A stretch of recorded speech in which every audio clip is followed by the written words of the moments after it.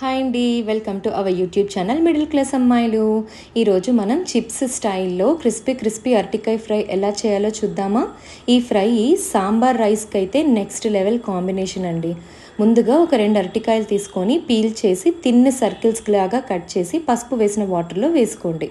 Next stove మీద pan పెట్టి oil వేసుకోవాలి. ఆయిల్ హీట్ అయ్యాక పోపు వేసుకోండి. ఆవాలు, మినపప్పు, పచ్చెనగపప్పు, జీలకర్ర.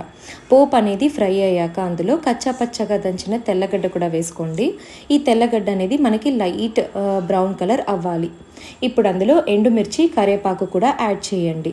ఇవి కూడా లైట్గా బ్రౌన్ అయ్యే వరకు ఫ్రై చేయండి. మనకి ఈ అరటికాయ ఫ్రై ఫ్లేవర్ అనేది బాగుంటుంది. నెక్స్ట్ అందులో కట్ చేసుకున్న అరటికాయ ముక్కలు ఉన్నాయి కదా, అవన్నీ వేసేసుకోండి. తర్వాత టేస్ట్కి తగినంత సాల్ట్ ఇంకా పసుపు కూడా యాడ్ చేసి ఈ పసుపు, ఉప్పు ముక్కలకి పట్టేలాగా బాగా కలుపుకొని మూత పెట్టి ఒక 2 minutes వరకు బాగా మగ్గించండి.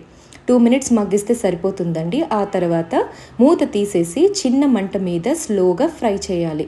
ఫ్రై అవుతున్న కొద్దీ క్రిస్పీ టెక్స్చర్ వస్తుంది మనకి ఈ అరటికాయ ముక్కలు. చాలా పేషెన్స్తో చేసుకోవాలండి, పెద్ద మంట పెట్టకండి, మాడిపోతాయి. గోల్డెన్ బ్రౌన్ కలర్ వచ్చింది, క్రిస్పీగా వచ్చింది అనిపించినప్పుడు స్టవ్ ఆఫ్ చేసేయడమే. స్టవ్ ఆఫ్ చేసి సర్వింగ్ బౌల్లోకి తీసేసుకోండి, అంతే. ఈ ఫ్రై అనేది మనకి సాంబార్లోకి కానీ లేదా పప్పుచారులోకి కానీ లేదా పప్పుల్స్లోకి కానీ తింటే చాలా అంటే చాలా బాగుంటుంది. మీ అందరికీ ఈ రెసిపీ నచ్చిందని అనుకుంటున్నాను. ట్రై చేసి కమెంట్ సెక్షన్లో చెప్పండి ఎలా వచ్చిందో.